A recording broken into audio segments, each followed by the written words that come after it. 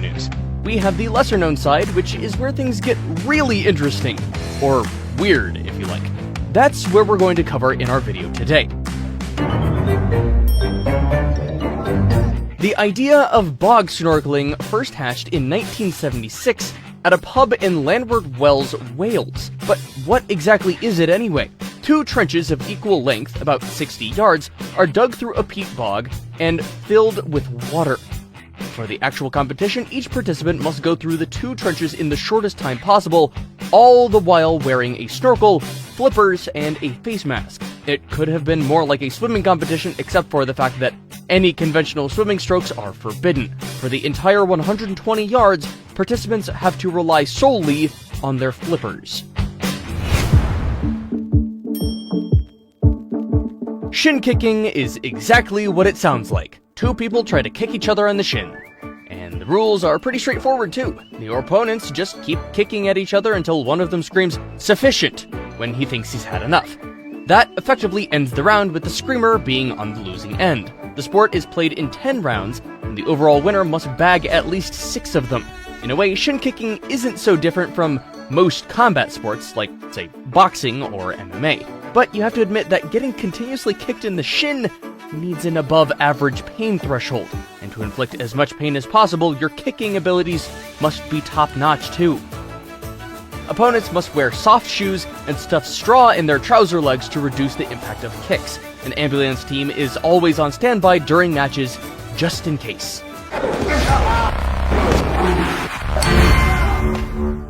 You've heard of chess and boxing. Now, chess boxing is basically just a combination of these two, so it isn't so weird if you think about it.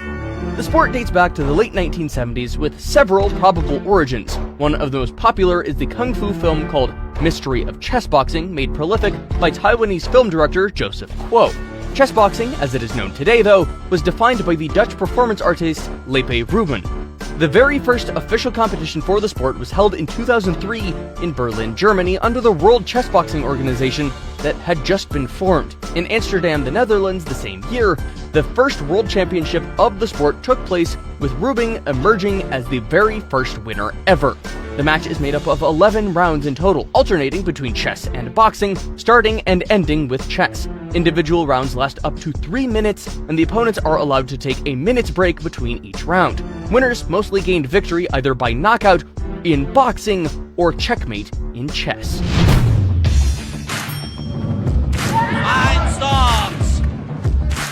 The sport is basically a modified version of volleyball. Teams of 2 to 4 face it off on the opposite sides of a 5-inch high net. The objective is to keep the ball afloat by hitting it with the knees, head, and feet. Hands are completely out of the equation. As soon as a player touches the ball with his or her arm, then opponents are awarded a point. A team could also earn points if the opponents fail to kick the ball back over the net, and when the opposing team kicks the ball out of play. It does sound like a lot of work, but the players manage to somehow keep the game going, and it's in fact very popular in Asia, and it has been around for thousands of years. In Myanmar, for instance, a version of the sport called Chinlone has been played for the past 1,500 years. Other Asian countries that have been playing the sport include the Philippines, Brunei, Singapore, Malaysia, and Indonesia. Alright, you ready? Yeah. Let's give a 10 count. Ready? 3, 2, 1, drop that whistle! While some just prefer to play ball, others delight in a bit of pain and danger, like shoving a live ferret down their pants. Yep, that's what ferret legging's all about. And to make it even more interesting, there are a few rules to be followed. For one, the pants must be tied at the ankles to ensure the ferret doesn't get out, and the critter must have all 34 teeth and all claws. Also, the competitors cannot wear anything beneath the trousers, allowing the ferret access to the most sensitive bits. In short, the ferret must be in a position to deal a good amount of damage. And to show just how good at ferret legging they are, the participants must take it all for as long as they can. Tough call, but you'd be surprised at the incredible amount of time some men have been able to endure getting clawed and bitten. In 1981, the longest ferret legging record of 5 hours and 26 minutes was set by Reg Miller, a retired miner from Barnsley, England.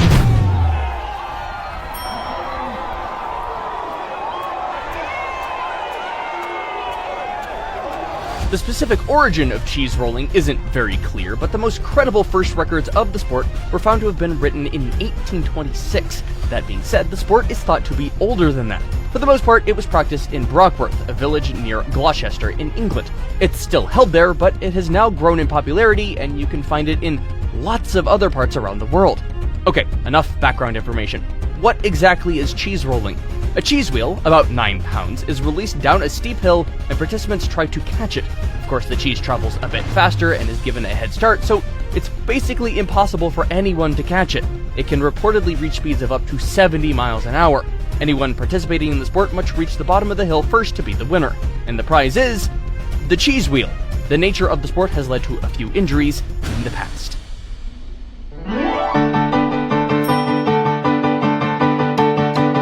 This is probably one of the oldest sports in this video, with roots dating back as far as the Middle Ages. That being said, the sport takes several forms around the world, and in the past had some extra significance other than just being a form of entertainment. In medieval Britain, for instance, it was associated with Easter and was held mostly in churches. The priest would give out a boiled egg, which was then tossed around the church until the clock struck 12. The choir boy holding the egg, when this happened, will assume possession. Most modern versions of the game take place under the World Egg Throwing Championships, drawing in participants from across the world. Events usually include the World Russian Egg Roulette Championship, the Egg Throwing Static Relay Long Distance Egg Throwing, and the World Egg Trebuchet Challenge.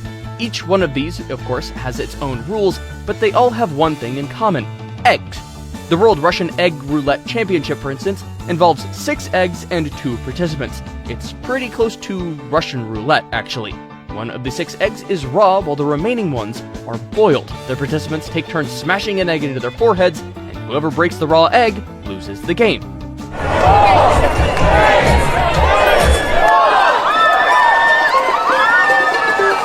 This is an annual event taking place across the River Blackwater in Essex, England. As the name suggests, all competitors have to do is waddle across tons of mud, mostly for the fun of it. Yes, there are no prizes to be won or positions to be contested for. Think of it as a fair or an amusement park, but with lots of mud. Aside from the recreational side, the Malden Mud Race is used to raise funds for various charitable causes in Essex.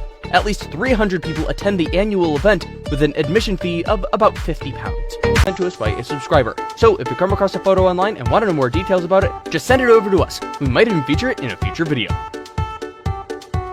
A man carries his wife, or a female counterpart, over an 830-foot stretch, taking care not to drop her. And while at it, he has to successfully maneuver a range of obstacles and finish the race in the shortest time possible.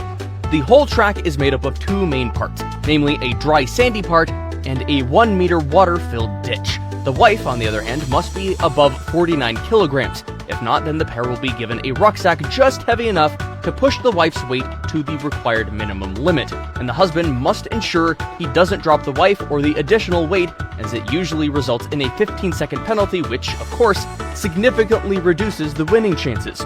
Wife-carrying championship winners get, brace for it, the weight of their partners in 54-year-old Alan Nasty Nash is, as he points out, the greatest toe wrestler of all time. For any sports person, losing all the time can be a rather humiliating outcome. That's why most of them will put in as much work as possible to significantly increase their chances of winning.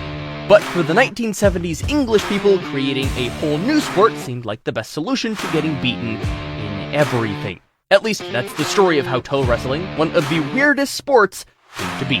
Apparently, the Brits were too fed up with taking a beating in every other sport they took part in, so they created toe wrestling to have some upper hand, which seems like the plan failed since a couple of non-English people have competed and won.